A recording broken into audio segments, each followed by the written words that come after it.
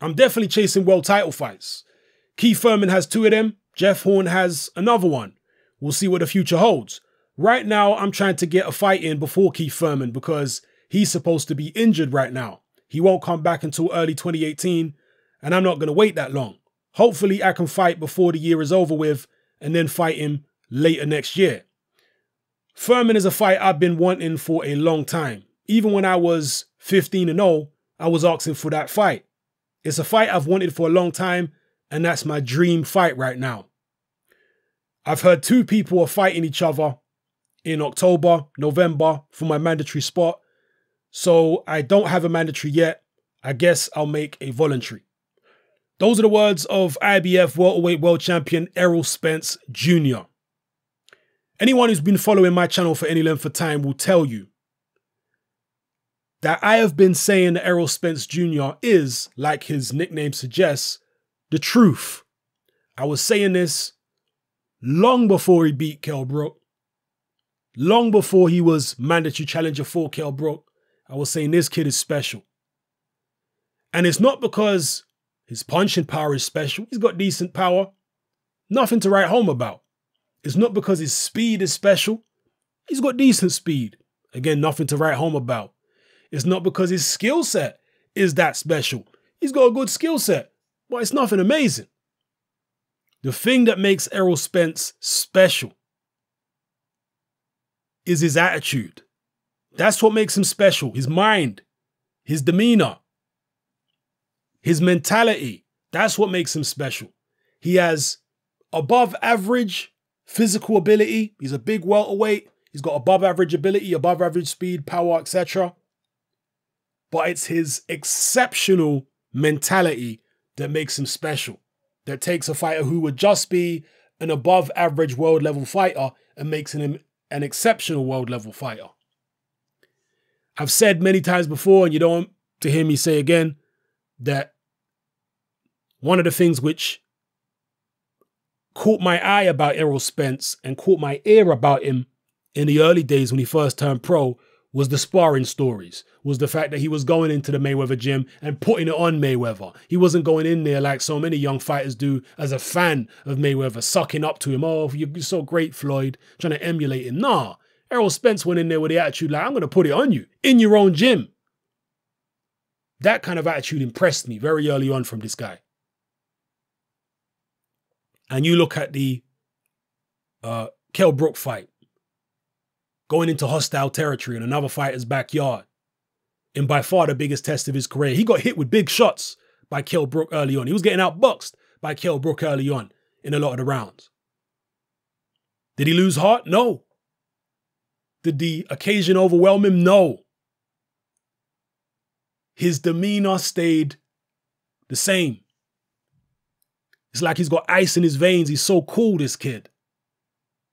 And that's always been in him. If you've been tracking him since he turned professional, you would have noticed that trait in him. He's very cool and calm. I saw an interview with him recently. I think it was on The Breakfast Club, which is a well-known New York kind of hip-hop radio show. They put their videos on YouTube every other day. And in this interview, he talked about his mindset and his mentality. And he said, my motto has always been, never too high, never too low. In other words, when something good happens, he don't get too excited. And when something bad happens, he don't get too down. He likes to keep himself level right in the middle. And that's how his demeanor is. When you see his demeanor, he wasn't jumping for joy when he beat Kell Brook. He still had the same cool, almost placid demeanor once he'd won. He wasn't full of smiles and jumping around and doing somersaults and backflips in the ring. No. Wasn't out after the fight partying for weeks, getting fat. No, he was back in the gym straight after beating Kell Brook in the biggest night so far of his professional career.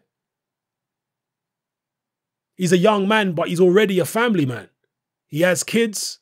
He has his woman. I'm not sure if he's married or not, but he has his woman. They have kids and he's a homebody.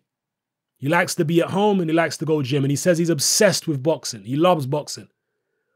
That's a dangerous man right there. A man who has a stable social life. He's young with a stable social life, a stable mind, and an obsession with boxing. That's a dangerous fighter right there. Dangerous. Because there's no distractions for this guy. He's not like Broner getting distracted with multiple different women out there in the clubs doing this, that, and the other. No. When he's not at home, he's in the gym. You never seen Errol Spence out of shape. He's not one for all the flash and the glitz and the glamour and making it rain in the club. He's not about that.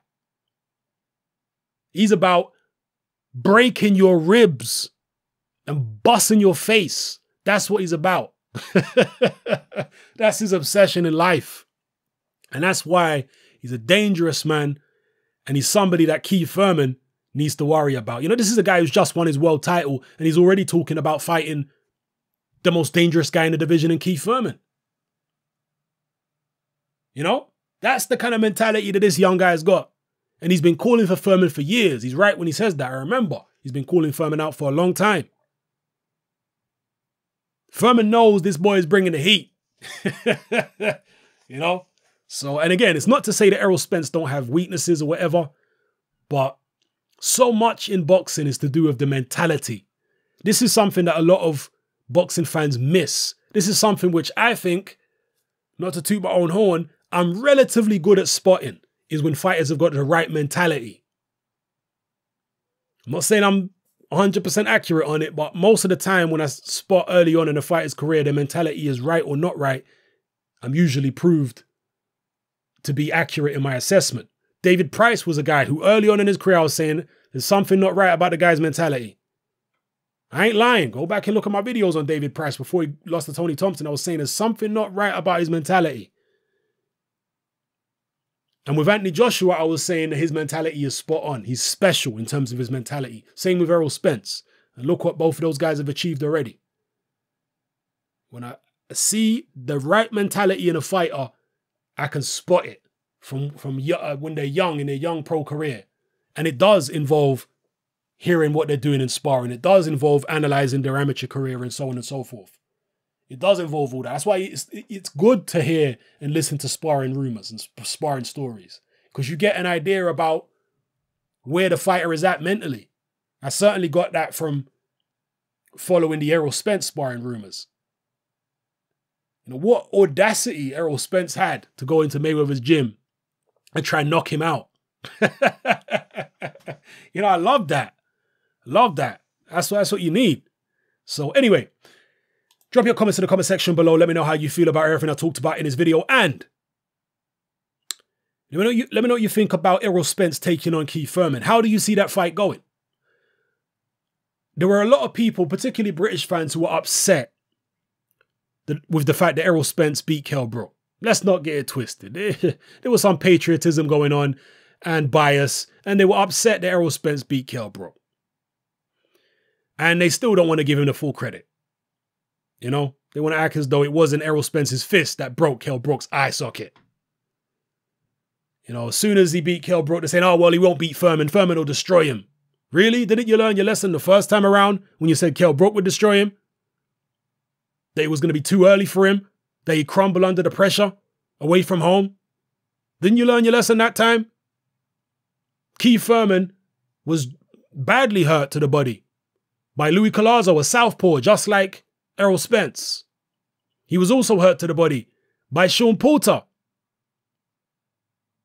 Errol Spence is probably the best body puncher in boxing right now.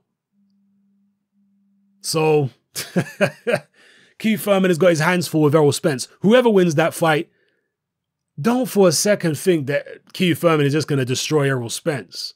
People, that's not going to happen. That's going to be a very competitive fight, no matter who wins. It's going to be hell. We'll see who can come out of it. Anyway, let me know what you think in the comment section below, people. It's happening, I'm out. And oh yeah, before I go, don't forget to click the notification bell below this video. It should be beside the subscription button, the subscribe button, if you're watching this video on a laptop or a PC. And if you're watching on a smartphone, it'll be somewhere around there. You'll notice a subscription bell. Click it, a notification bell, sorry. Click the notification bell and you'll get alerts for my future uploads. All right? It's happening, I'm out.